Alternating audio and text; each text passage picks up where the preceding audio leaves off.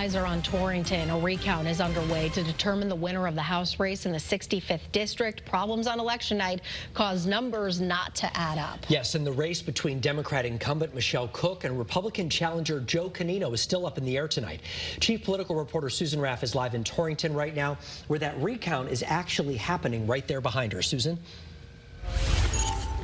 Mark, this is definitely a nail-biter. Keep in mind, we're now a week after the election, and this race still has not been called. We are very much in the thick of the action here. As you can see, all eyes are on these ballots. These are all election workers, and what they are doing is counting some 7,000 ballots. Now, there were a lot of problems on election night. We are told there were issues with some of the tabulators, also some of the coding problems, they say, they were evident at that night.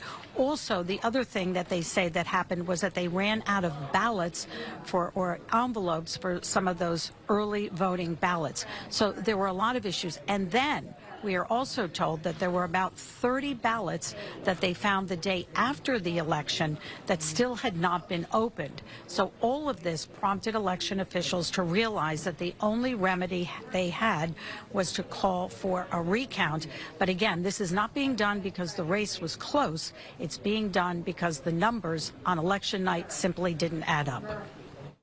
Any elected official, unless you're unopposed, recognizes that that could be the day that it's the last day that you are in office, or that's the day that you are, fortunate enough to continue and go back for re-election.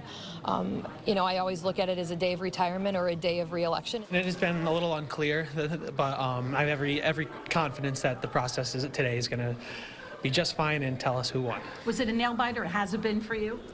No, I mean, we've, since the election, we've known that we've been up. And again, I trust the process.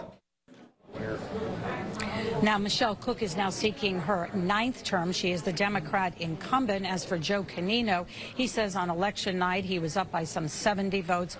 But again, that is not being called at this point. And right now what we have to do is wait and see how all of this winds up. Now, there are some new developments. Just a few minutes ago, the head moderator read some of the absentee ballots, and it appears that Michelle Cook won those. Some are saying that isn't a surprise, but right now they still have to wait for the early voting ballots as well as same-day registration.